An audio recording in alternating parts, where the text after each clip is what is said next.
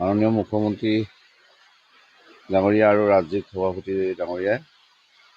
তেওঁলোকে যোগাযোগ কৰে আৰু ৰাজহুৱাভাৱে তেওঁলোকে সহযোগিতা বিচাৰে আৰু অৱশেষত দলৰ এজন শৃংখলিত কাৰ্যকৰ্তা হিচাপে আমি পূৰ্বৰ পৰাই কৰি আহিছিলোঁ। দলৰ বৃহত্তৰ স্বাৰ্থৰ প্ৰতি লক্ষ্য ৰাখি আৰু দলৰ নেতৃত্বত মুখ্যমন্ত্ৰী ডক্টৰ হিমন্ত বিশ্ব শৰ্মা ডাঙৰীয়াৰ নেতৃত্বত আকৌ এবাৰ বিজেপি চৰকাৰ হ'ব আৰু বিজেপি চৰকাৰ হওক এইটো আমি দোহাৰি আছিলোঁ। এই দিশটোৰ প্ৰতি লক্ষ্য ৰাখি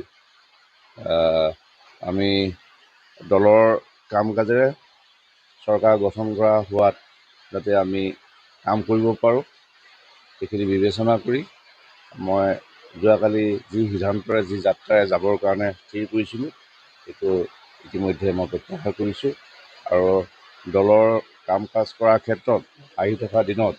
সকলোৰে পৰা সহায় সহযোগ বিচাৰিছোঁ, যাৰ জৰিয়তে যাতে দলৰ সংগঠন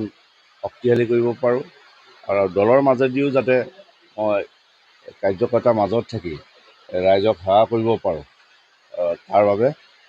মন বান্ধি এই কথাখিনি বা এই সিদ্ধান্তলৈ আহিবলগীয়া হ'ল। তাৰ বাবে মই যোৱাকালি যিখিনি প্ৰস্তুতি আছিল এই প্ৰস্তুতিখিনি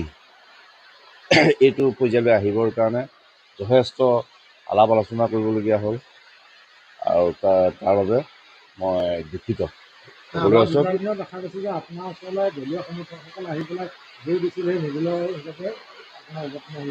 হয়, দলৰ ফালৰ পৰা ৰাইজৰ ফালৰ পৰা